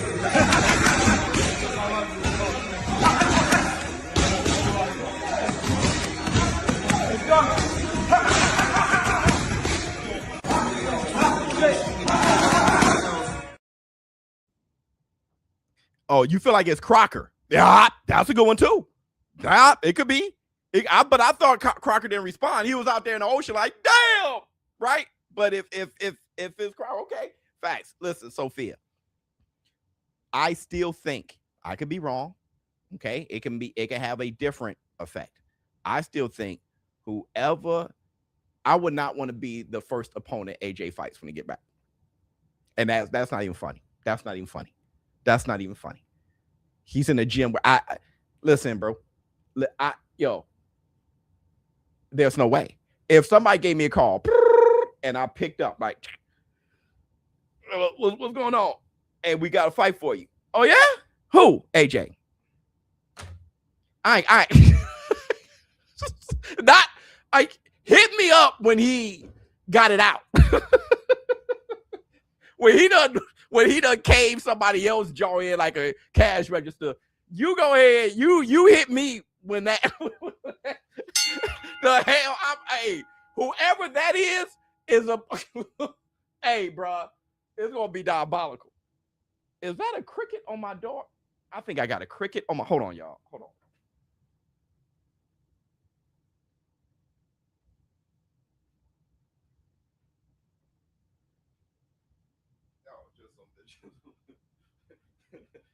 It was just a big ball of lint. It looked like a cricket out here. Okay. Yeah, that's bull job. Speaking of which, though, and this is the last thing we're going to cover. Francis Ngannou, I ain't never seen. Hey, bro, check this shit out. Francis Ngannou, I ain't never seen a flip flop. This is flapjacks. This is pancake flip flop like you've never seen. This shit, I put it together just smoothly, okay? I show you the first clip of what he said yesterday, and then I just show you what he said. I know y'all already seen it, but you ain't seen it like this. Check this out. Hey guys, rumors are true. I'm joining the Rusev Escarano MMA fight on Netflix. I'll be entering the cage to fight Flip Lanes from Brazil. MVP is the promoter, so who knows? Maybe this means I'm one step closer of knocking out Jake Paul too. But first thing first, catch me on Saturday, May 16 on Rusev Escarano, live only on Netflix. He just fought at heavyweight. Is there any scenario where there could be a Francis Ngannou heavyweight boxing match? No. Come on. Not happening. No. Come on, don't be silly. So we think about you to fight Jake to replace Javante. I'm like, who's Jake? You know, like, and he say, yeah, Jake Paul. You know, he's fighting, and I'm like, no, bro, come on, don't. I mean, don't disrespect me like that. So there is no dollar amount. It's more the opponent. The fight makes no sense. They could offer you $100 million and you wouldn't be interested. The fight made no sense. That's what I think. But yeah, I mean, I told everyone though that I would do better than Francis, and that Francis kind of got no chin. So Francis low-key soft. You made it further than Francis by he went 6 rounds. You know what that means? What? He could beat Francis. I'll fight Francis. Based on the logic. Wow, that's a good idea. He could beat Francis. I think maybe now he'll take it and be like, oh shit. MVP is the promoter, so who knows? Maybe this means I'm one step closer of knocking out Jake Paul too.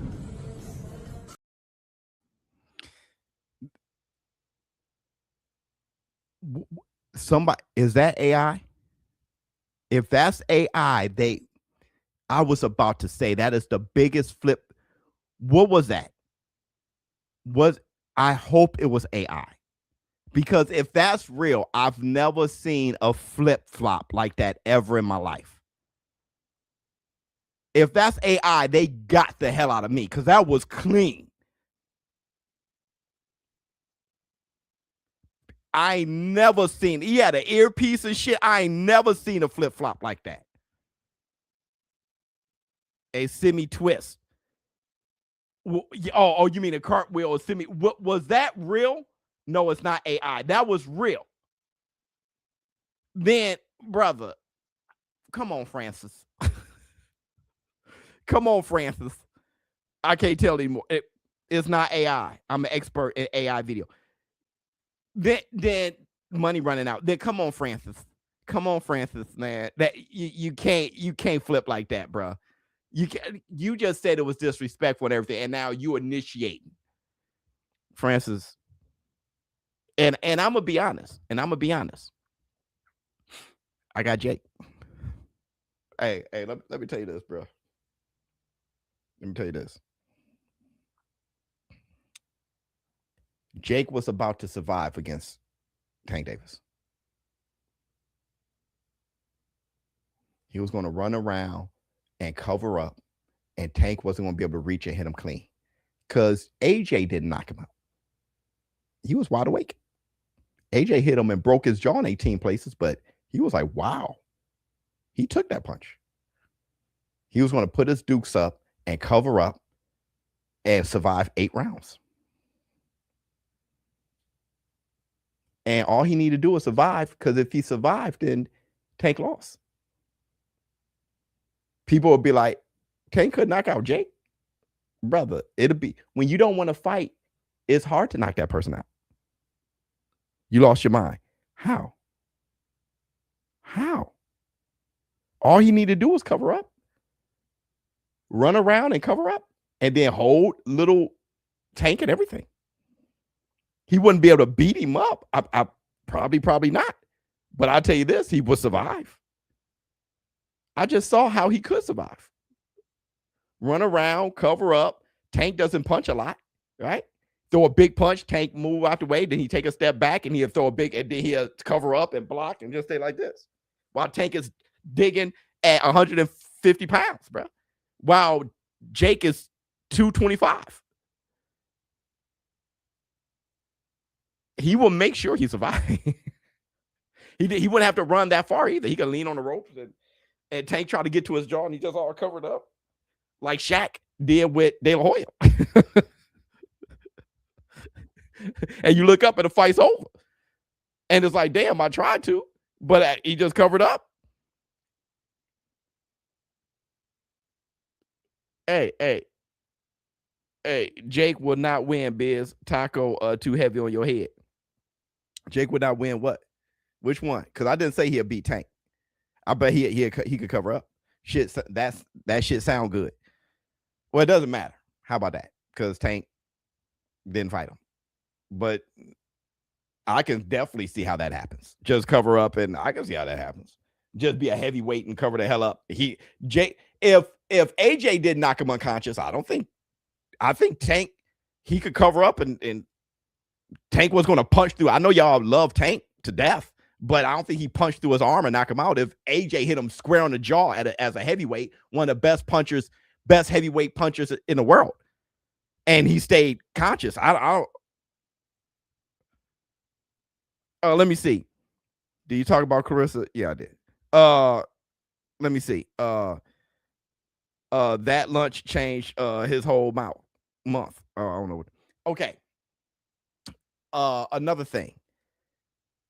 There was a clip of me speaking with Wade Plemons, and Wade said he think Jake would give Deontay a good fight, and everybody lost their minds. All right. I don't think that was a bad take.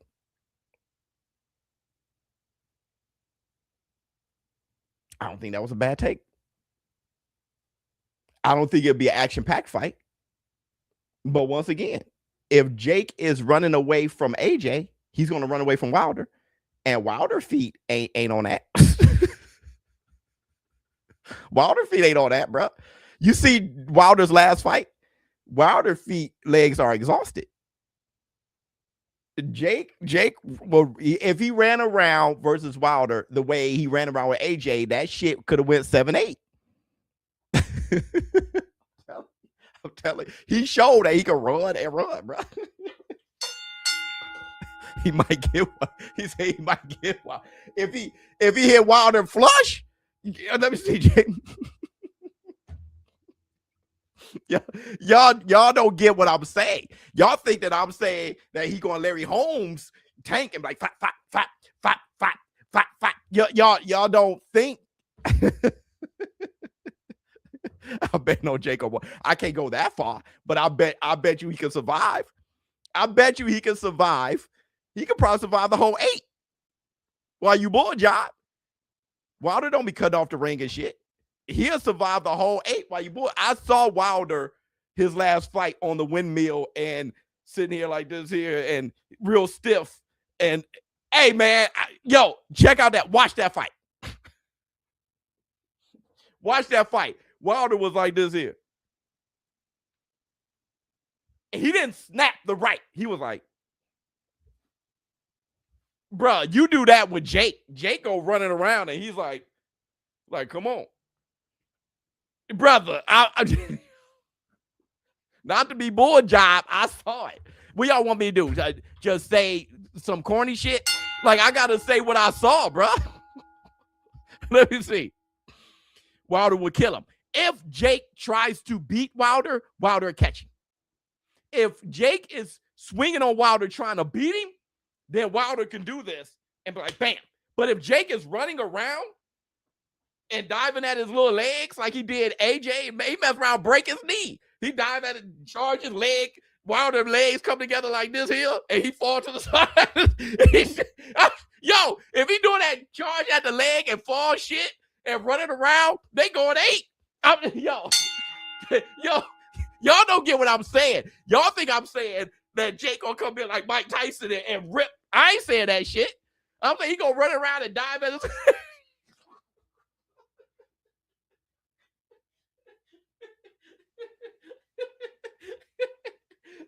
Before you know it, it's round 8. I'm telling you. All right. I'm not saying Jake's nice or none of that. I'm saying that game plan he had against AJ, that'll work. That's his only chance. That's all he's going to do. That's all I'm saying. And y'all brain, listen, bro, I get the point. Yeah. But hey, listen, in y'all brain, I've been saying this forever. All right. Jake ain't on that level. But if he's going to be in the ring, y'all keep thinking of a fight that y'all keep thinking that he's going to have integrity and block and swim without getting wet and shoulder roll and shit. And hey, Biz said that he's going to survive against Tank. You think that means that he's like, sit down, Joe. I ain't talking about that. I'm talking about diving at the leg, hold, run around the ring. Hey, bro, you funny as hell. Yeah, he dived at Wilder's leg. Wilder going to stick his butt out. Wilder going to be like, oh shit. I know a little something about bad knees and twig legs and shit. You go 225 pounds diving at his leg. Hey, watch that shit. My shit about to like a cricket. And my pop, bro. My legs come together. Like, hey. You about to get my shit out of there, bro. Hey, look at bro. Look at bro right here. That's what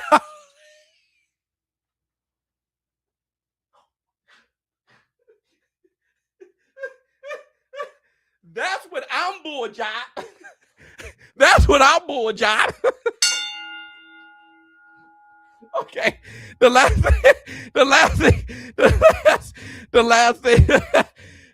thing I want to say is hey, yeah.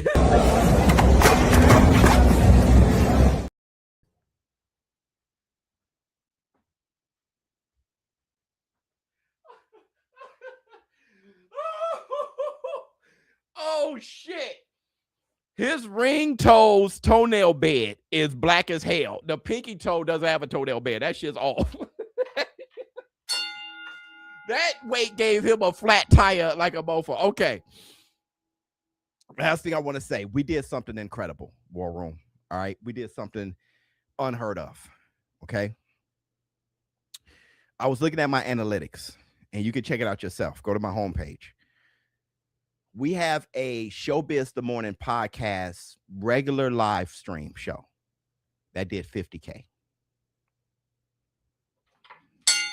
Not a live commentary of a fight, just a Taco Tuesday. It was just a Tuesday, War Room. I don't know, not to say we're better than everybody and all that. I'm not trying to challenge. I just don't know anyone who just did a regular hour podcast on boxing and got 50K. Y'all, what? I didn't watch my own live stream 50 times. Y'all, ain't nothing like the War Room, bro. Ain't nothing like it. And I'm telling you, you gotta take notice. Look at what the War Room think. And the boxing business has to reflect the community and what the War Room is saying. Because I ain't never seen that before. I ain't never seen that before. The War Room is different. Let me see. Wilder definitely does have them wheelchair legs. Yeah, I gotta go. Mary J, I'm going. All right, everybody. Thank you guys for showing up and showing out. I'll be back on for the Facts Friday. I have some videos for you guys tomorrow and Thursday. Showbiz adult. I'm out. Oh my goodness. Oh my God.